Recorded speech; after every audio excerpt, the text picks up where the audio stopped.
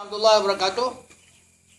Susunya terdapat ahli falsafah Islam yang bernama Ibnu Nafis. Ibnu Nafis ini adalah seorang daripada ahli falsafah Islam yang terakhir pada zaman Abbasiyah atau masih pemerintahan Hulagu yang menguasai kerajaannya, menguasai kerajaan Islam di Baghdad. Tapi dia dapat mempertahankan tentang ilmu Islam, falsafah Islam. Dia adalah terkenal sebagai seorang ahli perubatan dan juga ahli ilmu ketuhanan dan ilmu bidang sains yang lain. Ini biasalah ahli falsafah dalam Islam ini, dia menguasai 3 bidang ilmu utama daripada ilmu Islam yang berdasar Quran dan hadis. Ilmu ketuhanan, ilmu sains sosial termasuk soal syariah di segi hukum, dan juga ilmu sains tabi'i, dan dia adalah menjadi seorang ahli perubatan.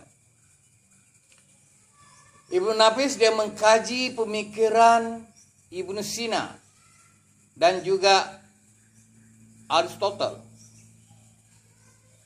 dan dia mengkaji buku yang ditulis oleh Ibnu Sina mengenai qanun aktif, mana undang-undang perubatan. Dalam ilmu qanun aktif ini dia menyatakan bahwa dalam jantung manusia itu mempunyai 3 lubang.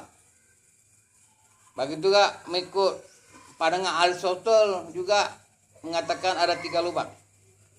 Tapi dia buat kajian penyelidikan bahwa dalam diri manusia ini hanya ada 2 lubang saja.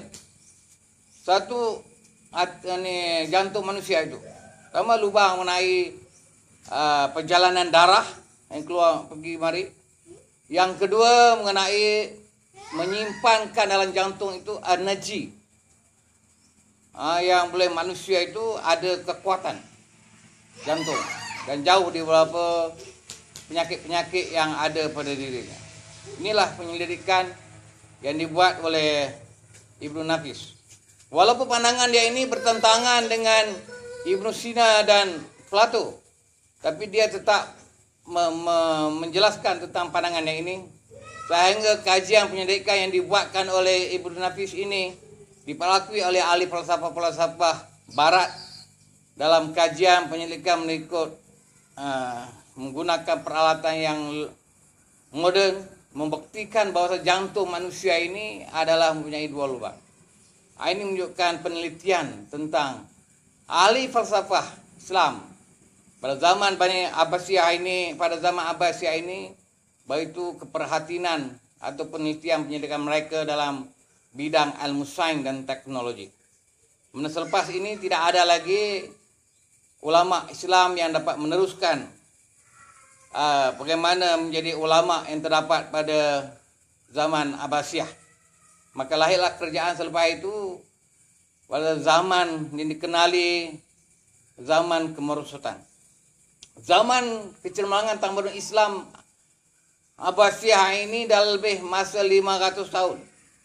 Selepas kejatuhan kerajaan Abbasiyah ini, lahir pula 3 kerajaan yang besar, yaitu Daulah Osmaniyah di Turki, kerajaan Mughal di India, dan kerajaan Safawi di Parsi. Tapi dalam masa 3 kerajaan ini, walaupun dapat bertahan lebih 600 tahun lama masanya, tapi dalam zaman ini terkenal pada zaman kemerosotan tamadun Islam dalam masa 500 tahun. Inilah menunjukkan keadaan umat Islam daripada zaman kejayaan kecermelangan tamadun Islam menghadapi zaman kemerosotan.